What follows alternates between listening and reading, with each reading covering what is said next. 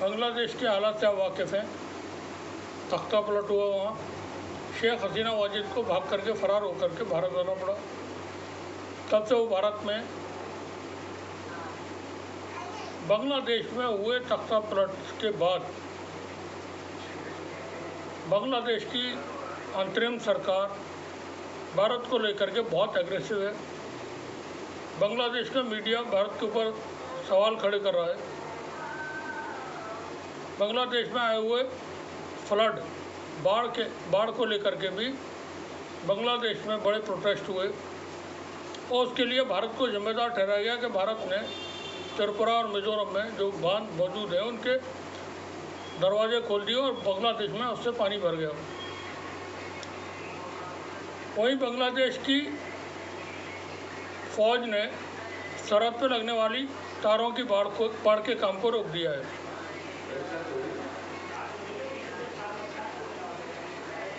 Fencing का काम border पे चल रहा था, वो बांग्लादेश की फौज ने वहाँ रुकवा दिया। भारत को रोकना पड़ा वो काम। भारत जो कि एक विश्वगुरु है, विश्वगुरु मतलब सुपर पावर, दुनिया की एकमात्र सुपर पावर है भारत। और यह भी 2014 के बाद बना है। इससे पहले भारत को कोई नहीं जानता था इस दुनिया में। 2014 में आज़ाद होने के बाद भारत विश्वगुरु बना, सुपर पावर बना, जिसका जाहो जलाल पूरी दुनिया में कायम है। भारत के प्रधानमंत्री यूक्रेन पहुंचे हुए थे, वहाँ से वो वापस आ गए। हुक्म दे के शायद आए होंगे कि रूस और यूक्रेन फ़ौरन मतलब तत्काल इस जंग को रोक दें। इस दौरान बांग्लादेश का जो मीडिया है वो भारत को लेकर के बड़ी तीखी आलोचनाएं कर रहा है और भारत की जो नीतियां हैं, पॉलिसीज, उनको नाकाम बता रहा है। अभी की जो बातचीत है, जो रिपोर्ट यहाँ पर पेश करने वाले हैं, इनपुट BBC से है, ये जो हम आपको बताएंगे। बांग्लादेश का जो मीडिया है इस वक्त बहुत ज़्यादा एग्रेसिव है, बहुत ज़्यादा मुखालिफ है भारत की। बांग्लादेश में बाढ़ आ गई है, बड़े हालात ख़राब हैं, शहर के शहर वहाँ डूब गए।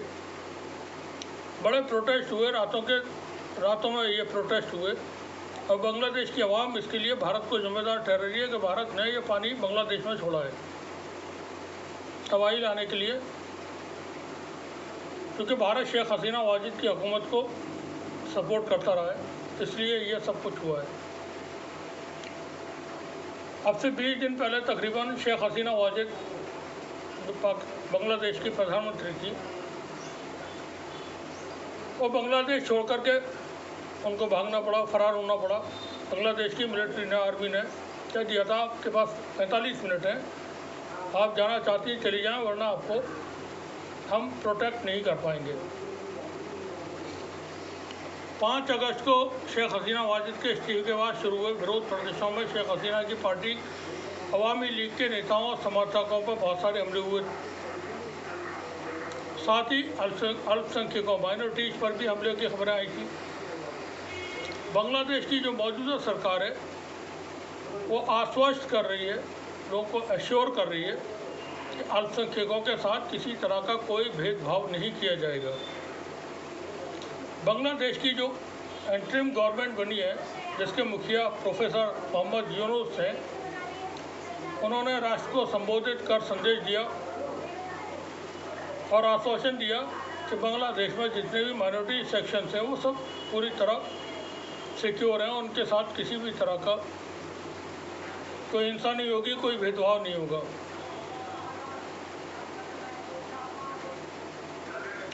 आज के दिन, कल एक दिन बीते एक दिन, संडे के दिन, इतवार के दिन, मोहम्मद यूनुस ने अपने संबोधन में नए बांग्लादेश की बात की और कहा, अलग धर्म या अलग राजनीतिक विचार रखने की वजह से हम किसी के साथ भेदभाव नहीं करेंगे। हम देश के हर सदस्य को एक परिवार में शामिल करना चाहते हैं। बांग्लादेश के मीडिया वहाँ की विपक्षी पार्टी और वर्तमान सरकार में भारत की भूमिका को लेकर के बहस शुरू हो गई है। बांग्लादेश में भारत की भूमिका की तीखी आलोचना हो रही है। जो मुख्य विपक्षी बांग्लादेश नेशनलिस्ट पार्टी है, शेख हसीना की सरकार में भारत के साथ हुए समझौतों को रद्द करने की मांग कर रही है। इसको लेकर के ढाका ट्राइब्यून बांग्लादेश का प्रमुख एक अखबार है, उसने लिखा है, उनके संपादक हैं, एडिटर हैं जफर सुबहान। उन्होंने अपना एक लेख लिखा, उसमें लिखते हैं कि हिंदू बांग्लादेश में खतरे में नहीं है और वहाँ के अल्पसंख्यक भारत की तुलना में अधिक सुरक्षित हैं। गौर करें उनके अल्फाजों पर, हिंदू बांग्लादेश में खतरे में नहीं है, वहाँ अल्पसंख्यक भारत की तुलना में अधिक सुरक्षित है। जैसा हमने बताया, इनपुट BBC से ये हम ले रहे हैं, जो आपको जानकारी दे रहे हैं। वो लिखते हैं आगे, बांग्लादेश में हिंदू समुदाय और भारत में मुस्लिम अल्पसंख्यक, यानी जफर सोबन भारत में मुस्लिम अल्पसंख्यकों की तुलना में हिंदुओं को ज़्यादा सुरक्षित बता रहे हैं। उन्होंने लिखा है कि शेख हसीना को गद्दी से उतरने पर मजबूर करने वाला बांग्लादेश इस्लामी क्रांति नहीं है। इस आंदोलन की अगुवाई करने वाले छात्र प्रतिबद्ध और देशभक्त हैं, जो एक निष्पक्ष और स्वतंत्र बांग्लादेश की चाह रखते हैं। रविवार को भारत के रक्षा विशेषज्ञ ब्रह्मा चेलानी ने सोशल मीडिया एक्स पर लिखा, ये बहुत प्रोमिनेंट एक शख्स हैं भारत के, ब्रह्मा चेलानी। अगर आप सोशल मीडिया फॉलो करते हैं तो एक्स पर इनके बहुत सारे आपको अकाउंट मिल जाएगा और उसमें बहुत सारी चीज़ें ऐसी मिलेंगी जो भारत सरकार कुछ कहती है, हकीकत कुछ और होती है। एजेंसियां कुछ कहती है, हकीकत कुछ और होती है। भारत का मीडिया कुछ कहता है और हकीकत ब्रह्मा चेलानी जो बयान करते हैं वो कुछ और होती है। तो ब्रह्मा चेलानी ने लिखा है कि ताज़ा मामला है सुप्रीम कोर्ट के 75 साल के वरिष्ठ जज का, जिन्होंने मजिस्ट्रेट कोर्ट में बुरी तरह से पीटा गया और उनके गुप्तांग पर चोट पहुंचाई गई, जिससे उन्हें अस्पताल में इमरजेंसी सर्जरी करानी पड़ी। एक रिटायर्ड जनरल को अंतरिम सरकार के मुखिया प्रोफेसर यूनिस का सलाहकार बनाए जाने पर विशेषज्ञ ब्रह्मा चेलानी ने एक्स पर लिखा, ऐसा लगता है कि यह बांग्लादेश की राजनीति में सेना के निर्णायक शासक बनने का संकेत है। ब्रह्मा चेलानी ने लिखा कि नागरिक मोर्चे के पीछे सेना ही प्रमुख फैसले ले रही है। कुछ दिन पहले एक अन्य विशेषज्ञ ब्रिगेडियर जनरल सखावत हुसैन ने जबरन राजनीतिक वसूली में लगे लोगों को चेतावनी देते हुए कहा कि उन्होंने सेना प्रमुख से अपील की है कि वे आपके पैर तोड़ दें। बांग्लादेश में अवामी लीग के खिलाफ बहुत गुस्सा है। अवामी लीग की लीडर शेख हसीना वाजिद थी तो फरार हो गई और भारत में पनाह लिए हुए हैं। शेख हसीना वाजिद के खिलाफ 52 से ज़्यादा मुकदमे अब तक दर्ज हो चुके हैं और उनका डिप्लोमेटिक पासपोर्ट जो था वो रद्द किया जा चुका है। शेख हसीना की पार्टी अवामी लीग के खिलाफ बहुत सारी कार्रवाइयाँ जारी हैं। शेख हसीना भारत में कितने दिन तक रहेंगी, भारत कब तक उनको रखेगा, इसको लेकर के मीडिया बहुत सारे सवाल कर रहा है भारत सरकार से। बांग्लादेश के एक और बहुत अहम अखबार है द डेली स्टार ने लिखा है कि भारतीय वीज़ा पॉलिसी के अनुसार राजनयिक या आधिकारिक पासपोर्ट धारक बांग्लादेशी नागरिक भारत में 45 दिनों तक रुक सकता है। हसीना 18 दिनों से भारत में गुजार चुकी हैं। बांग्लादेश में उन पर 61 मुकदमे दर्ज किए गए हैं, जिसमें 51 हत्या से जुड़े हैं। इसमें से 12 मामले भी शामिल हैं, 12 जिन्हें रविवार को यानी एक दिन पहले दर्ज किया गया है। इसके अलावा अवामी लीग के एक पूर्व मंत्री उबैदुल कादर असदुज़्ज़मान खान कमाल, अनीसुल हक और जहांगीर कबीर नानक और पूर्व inspector general of police Chaudhary Abdul Al Mamun भी इन मामलों में अभियुक्त हैं। रविवार को दर्ज मामलों में 2010 में बांग्लादेश राइफल्स के पूर्व अधिकारी की मौत के मामले में शेख हसीना, पूर्व आर्मी चीफ अजीज अहमद और अन्य 11 लोगों को अभियुक्त बनाया गया है। अब बांग्लादेश के जो मीडिया है वो भारत को लेकर के बड़ी आलोचना कर रहा है, भारत की नीतियों को लेकर के, भारत की पॉलिसी है। ये हम बता दें, अभी ये हम अखबार जो BBC से इनपुट है उससे बाहर बात कर रहे हैं। भारत और बांग्लादेश यानी शेख हसीना वाजिद की सरकार से भारत की सरकार के बड़े गहरे ताल्लुकात थे, बड़े गहरे रिश्ते थे। भारत एक रीजनल एक बड़ी पावर है। बांग्लादेश में इतना सब कुछ हुआ, भारत उसको प्रोटेक्ट नहीं कर सका, अपने दोस्त को, अपने साथी को नहीं बचा सका।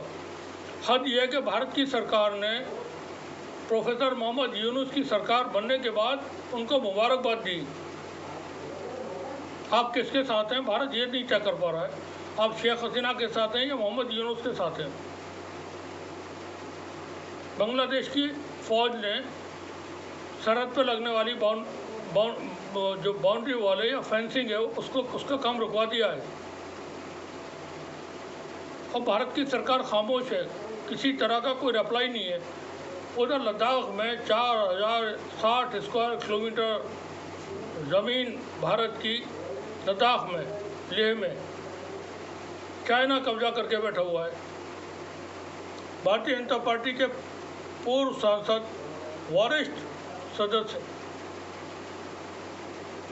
सुब्रमण्यम स्वामी आए दिन ये बात सोशल मीडिया पर, यूट्यूब पर अपने वीडियोज में कह रहे हैं कि नेपाल तक ने भारत के गांवों पे कब्जा कर लिया, नेपाल तक ने भारत की ज़मीन पे कब्जा कर लिया कई सारे इलाकों पर। आप उनके वीडियोज देखें, यूट्यूब पर मिल जाएंगे, उनके ट्वीट देख सकते हैं।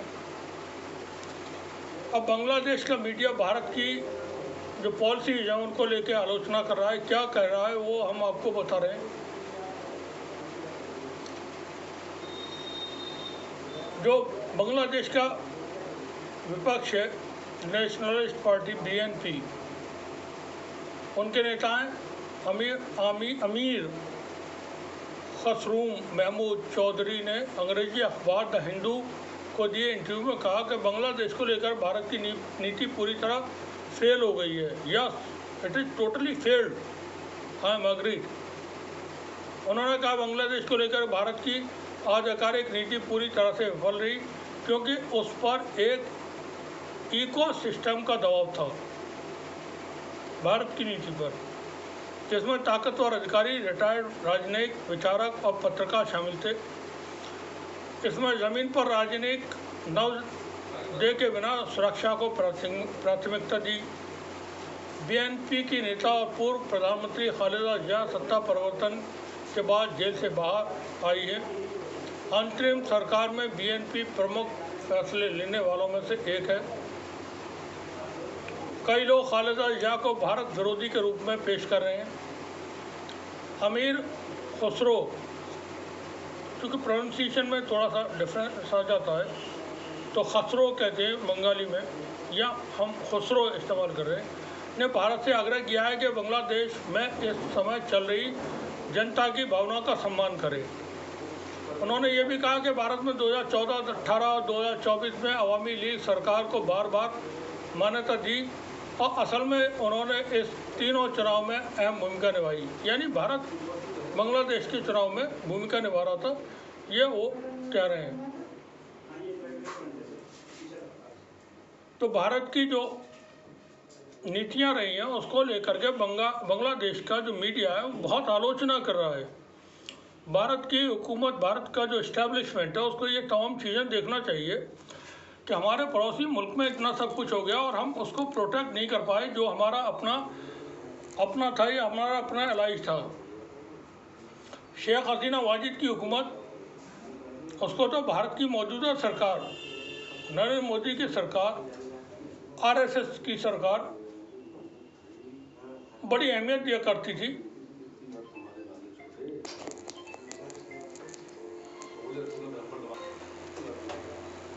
यहाँ तक कि शेख हसीना वाजिद को लेकर के भारत ने लॉबिंग की और ये खबर पब्लिश की है अमेरिकी न्यूज़ एजेंसीज ने कि जिस वक्त अमेरिकी फॉरेन मिनिस्टर, अमेरिकी रक्षा मंत्री भारत आए थे, तो भारत ने के रक्षा मंत्री और भारत के विदेश मंत्री, इन्होंने 1-to-1 जब मुलाकातें हुई,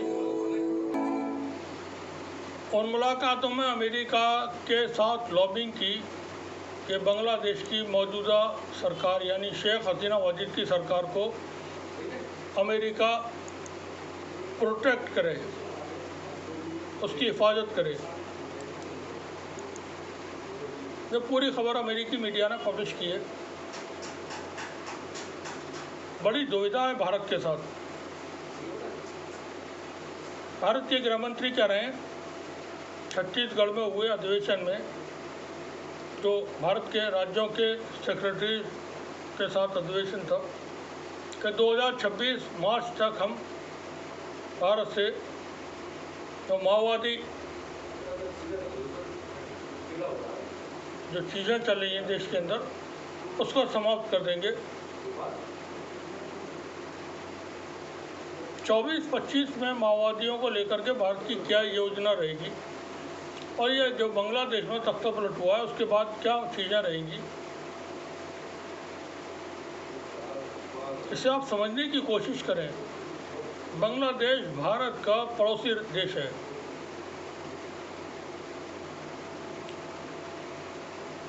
अमीर खुसरो ने जो कहा, उसके बाद ढाका ट्रिब्यून के संपादक जफर सोबहान ने भी कुछ कहा है, वो हम आपको बता देते हैं। उन्होंने 23 अगस्त को अपने लेख में कहा कि 2008 में भारी बहुमत से जीतकर आने वाली और पिछले एक दशक के दौरान देश में बेहतर विकास दर की अगुवाई करने वाली शेख हसीना लगातार अलोकप्रिय होती गई। वो लिखते हैं कि अवामी लीग उनमें से भी अधिक अलोकप्रिय है। उनकी सरकार के तानाशाही शासन, भ्रष्टाचार और अपराध में संलिप्तता के खिलाफ गुस्सा सालों से अंदर ही अंदर पनप रहा था। गुस्सा सालों से अंदर ही अंदर पनप रहा था। हाई अलर्ट पे हो जाना चाहिए। गुस्सा सालों से पनप रहा था, ये गुस्सा ही है।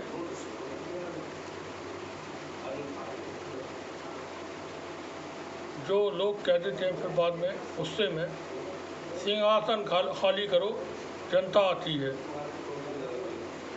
बांग्लादेश में जो हुआ है वो 1971 में इस्टेब्लिश हुआ पूरा एक मॉडल, पूरा एक निज़ाम वो गिर गया। 1971 का जो ऑर्डर था बांग्लादेश में, वो पूरी तरह गिरा दिया गया है अवाम के ज़रिए। अवाम को डिक्टेटरशिप पसंद नहीं है। जो भी लिबरल, सोशलिस्ट, सेकुलर लोग हैं, उनको डिक्टेटरशिप पसंद नहीं है। उनको धर्म आधारित निज़ाम पसंद नहीं है। धर्म की सत्ता उनको बिल्कुल पसंद नहीं है, वो कोई सा भी देश हो। तो शोभन लिखते हैं, उनके मुताबिक बीते एक दशक में अवामी लीग की लगातार बढ़ती तानाशाही कुशासन के कारण जनता ने जो कुछ झेला, उसके लिए भारत बराबर का जिम्मेदार है। भारत सरकार को सोचना चाहिए कि आप कितने, मतलब कहाँ शामिल है, किन किन चीज़ों में शामिल है। क्या लिख रहे हैं वो, दोबारा से हम बता देते हैं। बीते एक दशक में अवामी लीग की लगातार बढ़ती तानाशाही कुशासन के कारण जनता ने जो कुछ झेला, बांग्लादेश की जनता ने, उसके लिए भारत बराबर का जिम्मेदार है। और सभी जानते हैं कि हसीना सरकार को भारत ने समर्थन दिया और उसके लिए अंतर्राष्ट्रीय स्तर पर वकालत भी की। जैसा भी हमने बताया था, भारत ने लॉबिंग की। अमेरिकी अखबार लिख रहे हैं कि अमेरिकी विदेश मंत्री और रक्षा मंत्री से भारत के विदेश मंत्री और रक्षा मंत्री ने बांग्लादेश के लिए लॉबिंग की। ये लिखते हैं, बोगस चुनाव को सबसे पहले मान्यता दी भारत ने। बांग्लादेश में जो बोगस चुनाव हुए थे, झूठे फर्जी चुनाव, जैसे भारत में भी 2024 में चुनाव हुए, जिसमें मोदी साहब की हुकूमत जो बन गई है तीसरी बार, ये बिल्कुल टोटली फर्जी है। ये सरकार नहीं होनी चाहिए एक भी दिन। ये झूठ पर आधारित और भारत के चुनाव आयोग के झूठे नतीजों के जरिए बनाई गई सरकार है। पूरी तरह से हम दावे के साथ करें, इसमें चुनाव में, भारत के चुनाव में चुनाव आयोग ने धांधली की। हमने पूरा का पूरा एग्जिट पोल की रिपोर्ट पेश की है, वो आप देख सकते हैं। 160 सीटों से ज़्यादा भारतीय जनता पार्टी को भारत के चुनाव में 2024 के लोकसभा चुनाव में किसी सूरत में हासिल नहीं हो सकती थी। जो 240 सीटों तक पहुंचाया गया है भारतीय जनता पार्टी को, जो भारतीय चुनाव आयोग, राजीव कुमार जो चुनाव आयुक्त हैं भारत के, उनकी मेहरबानियों की वजह से। बात हम बांग्लादेश की कर रहे थे। वो कहते हैं कि सत्ता से बेदखल होने के 2 सप्ताह बाद भी ऐसा लगता है कि भारत हसीना का समर्थन कर रहा है और बांग्लादेश को लेकर अपनी नीति के नाकाम होने का उसे अब भी एहसास नहीं है। अभी अमित शाह को पता होगा कि उन्हें एहसास है कि नहीं है। जयशंकर को पता होगा। जयशंकर जो भारतीय विदेश मंत्री हैं, सुब्रमण्यम स्वामी, उनको चपरासी बोलते हैं। भारतीय जनता पार्टी के वरिष्ठ लीडर हैं सुब्रमण्यम स्वामी। भारतीय राजनीति के वो एक स्तंभ है। वो भारत के विदेश मंत्री को चपरासी बोलते हैं, चपरासी। नीलू व्यास के साथ इंटरव्यूज में आप देख सकते हैं, सुब्रमण्यम स्वामी भारतीय विदेश मंत्री एस जयशंकर को चपरासी बोलते हैं। शोभन ने लिखा है कि इस तथ्य को भारत को अब भी स्वीकार करना बाकी है कि उसने एक गलत व्यक्ति का समर्थन किया और बुरी तरह विफल रहा। अब ये मोदी को तो इस बात का कोई इदराक नहीं हो सकता, वो एक्सेप्ट नहीं करेंगे कि ये हमारी हुकूमत ने किसी गलत को सपोर्ट किया या हम नाकाम हो गए। ये उनका अपना एक साइकोलॉजिकल फिलॉसफिकल प्रॉब्लम है। अगर उसे पूर्व के पड़ोसी देशों से संबंध सुधारने हैं तो उसे अंतरिम सरकार और बांग्लादेशी जनता दोनों के साथ तालमेल बनाना होगा, ये शोभन लिखते हैं। मौजूदा जो एंटरिम गवर्नमेंट बनी है बांग्लादेश में, उसने भारत के साथ हुए सौदों को रद्द करने की मांग की है। शेख हसीना वाजिद की हुकूमत के दौरान भारत के साथ बांग्लादेश की हुकूमत ने जो समझौते किए थे, उसको रद्द करने की मांग की है। बीएनपी बांग्लादेश नेशनलिस्ट पार्टी के वरिष्ठ संयुक्त महासचिव राहुल कबीर रिजवी ने 15 कहते हैं कि 15 सालों के कार्यकाल के दौरान भारत के साथ किए गए सभी सीक्रेट और गैर बराबरी वाले समझौते रद्द किए जाएं। उन्होंने कहा कि अंतरिम सरकार से मैं अपील करता हूं कि वो उन सभी समझौतों को रद्द करे जो शेख हसीना ने बांग्लादेश की स्वतंत्रता और संप्रभुता से समझौते करते हुए भारत के साथ समझौते किए हैं। राहुल कबीर रिजवी ने बांग्लादेश की संप्रभुता और जनता की आकांक्षाओं, यह हिंदी मेरी थोड़ी प्रॉब्लम है तो आप समझते रहें, जो भी कहना हो समझ में आ जाना चाहिए, इतना काफ़ी होता है। जनता की आकांक्षाओं को कथित तौर पर नज़रअंदाज करने के लिए भारत की आलोचना करते हुए क्या कहा वो सुन लें। भारत ने शेख हसीना का समर्थन किया, ना कि बांग्लादेश और यहाँ की जनता का। भारत ने शेख हसीना का समर्थन किया, ना कि बांग्लादेश या यहाँ की जनता का। पिछले साल फरवरी महीने में बांग्लादेश के साथ भारत के अरबपति गौतम अडानी, यह प्रधानमंत्री मोदी का करीबी दोस्त, ये लेके डूबेगा गौतम अडानी। जब भी डूबेगा मोदी और अडानी दोनों एक साथ डूबेंगे। अदानी की कंपनी अदानी समूह से बिजली खरीद के समझौते पर भी काफ़ी विवाद हुआ था। तब बांग्लादेश बिजली विभाग ने बांग्लादेश की सरकार के अदानी समूह से बिजली खरीदने के बहुचर्चित समझौते पर पुनः विचार करने के लिए कहा था। अब शेख हसीना को लेकर के क्या रुख है भारत का, ये भारत की सरकार जाने। शेख हसीना भारत में सरकारी मेहमान है, वो यहाँ खा पी रही हैं, मज़े ले रही हैं। उनका डिप्लोमेटिक पासपोर्ट रद्द कर दिया गया है। यहाँ कब तक रहेंगी ये प्रधानमंत्री मोदी और अमित शाह बता सकते हैं, जयशंकर बता सकते हैं, बाकी तो कोई और हमें तो कम से कम नहीं मालूम, मीडिया को नहीं मालूम। बांग्लादेश में जो कुछ हुआ वो भारत के लिए एक सबक है कि भारत जो कि रीजनल पावर है, हम सुपर पावर,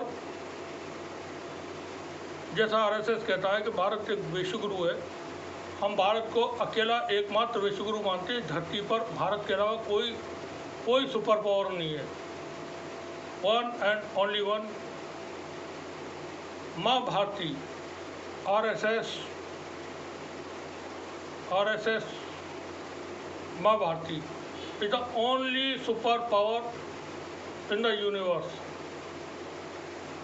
वो अपने पड़ोसी को नहीं बचा सका, सरकार गिर गई, भाग के फरार होकर के भारत में आकर के पनाह लेकर के रहना पड़ रहा है।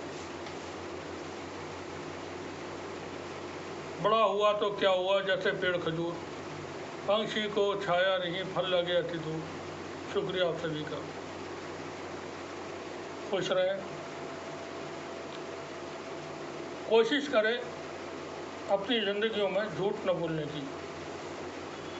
हमारी अपनी ज़िंदगियों में जो भी मुश्किल परेशानी सब कुछ चलता है, जब हम झूठ बोलते हैं या हम जो झूठ बोलते हैं उसकी वजह से। शेख अब्दुल कादिर जिलानी रहमतुल्लाह अलैह के बचपन का वाक़या आपने सुना होगा। जब सफ़र कर रहे होते हैं तो चीज़ें पेश आती हैं और वो कहते हैं कि मेरी माँ ने कहा है कि कभी झूठ मत बोलना, कभी झूठ ना बोलें। हम जो समाजी तौर पर ज़िंदगी में परेशानियों का सामना करते हैं, मैक्सिमम परेशानियाँ, उलझने, ज़िंदगी की जो उलझने हैं वो झूठ बोलने की ऐसे पेश आती हैं। सच बोलें, सच बोलने की तालीम दें, अच्छा इंसान बने, बुराई से बचें, नफ़रत से बचें, आरएसएस के प्रोपेगेंडा से बचें, आरएसएस के मीडिया से बचें। 30 जन की खबरें देखें। शुक्रिया आप सभी का।